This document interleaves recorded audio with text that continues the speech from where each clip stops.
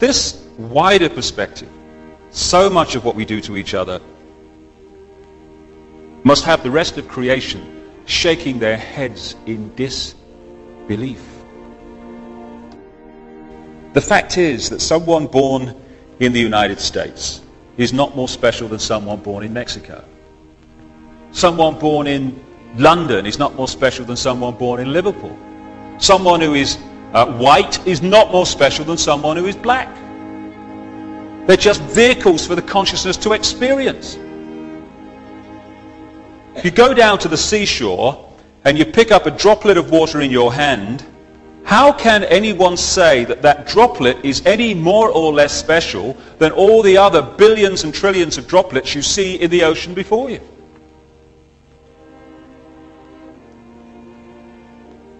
So when I began to understand all this and appreciate this other explanation to dogmatic religion and this world is all there is science, I started to ask a few questions of this situation. Like, how come that this explanation, at the very bottom line least, is as credible as the other two? How come the other two get guaranteed airtime, often no questions asked, here's your airtime, say what you like, and the alternative to both of them is ridiculed, condemned, or suppressed by reflex action? The answer that I came up with was that clearly some people don't want the public to have access to this information. But who and what and why? And I began to ask other questions. Like, I don't know about you, but I've met a lot of people in my life, and I can't, to my knowledge, recall anyone who wanted a war, who had any interest in wars, who felt that wars were anything but horrific and to be avoided.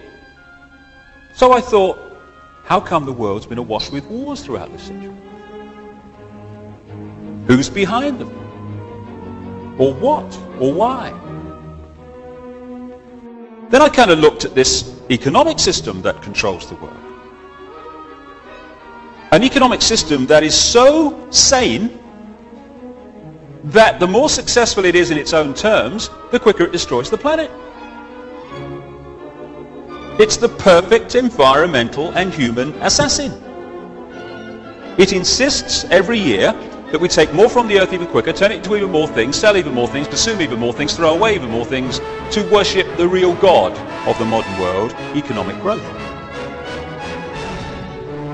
It insists that every year 20% of the people of the world consume 80% of the resources, while leaving the other 80% to get by on the other 20%. Crazy. Of course it is. But that's the economic system, take, make and throw away, that controls your life and mine. And that of 6 billion people nearly. So I thought, what's behind this self-destruction? Or who and why? I started to look at some of the other conventional wisdom that we pass on from generation to generation as the only way of doing things in this world. The wisdom that says, even though the economic system that I've just described is dismantling this planet, you ask a politician of any party anywhere in the world, what do we do to get out of this environmental situation? And they will say we must have more growth to raise the money to spend on the environment.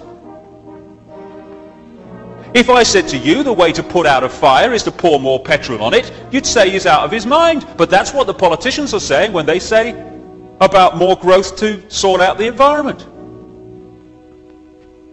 It's conventional wisdom that it's fine to treat animals as mere commodities, to be made as fat as possible, as quick as possible, on as little food as possible.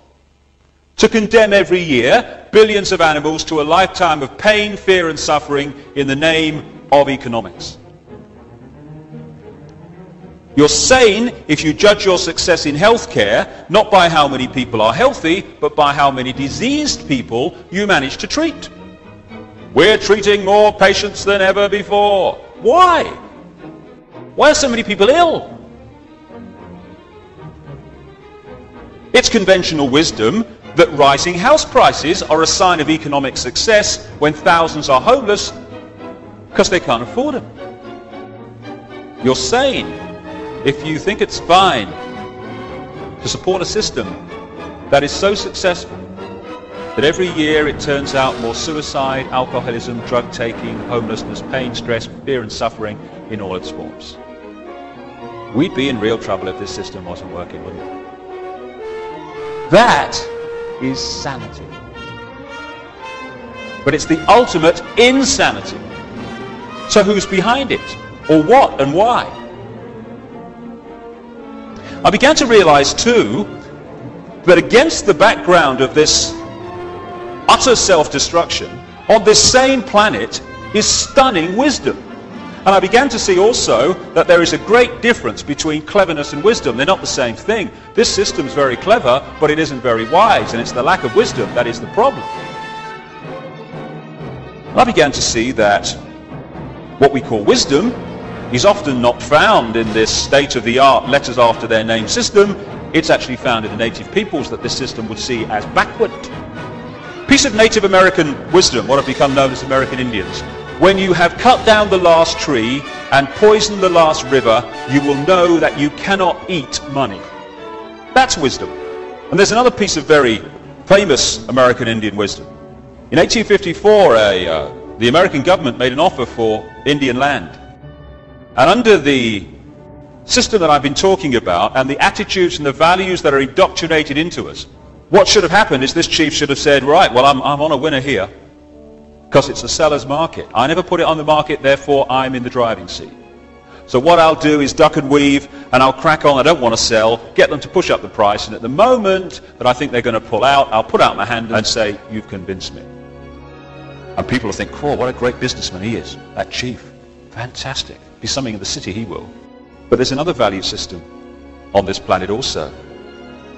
A value system that said this in terms of this chief.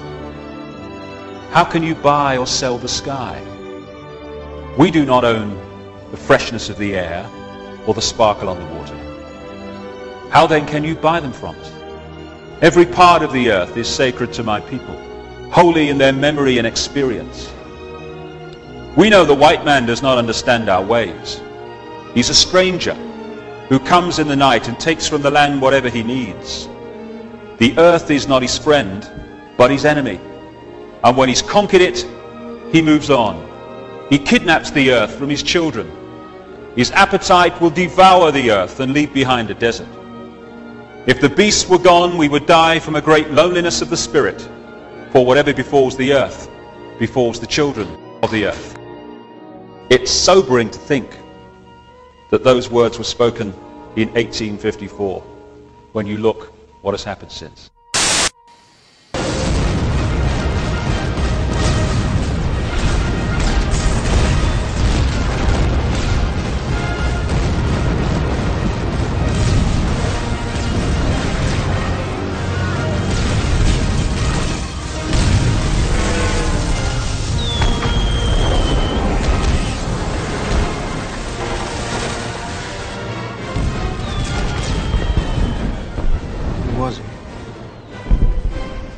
Who's Edmund Dantes? And who's my father? And my mother? My brother? My friend? Who is you? And me? Who's all of us?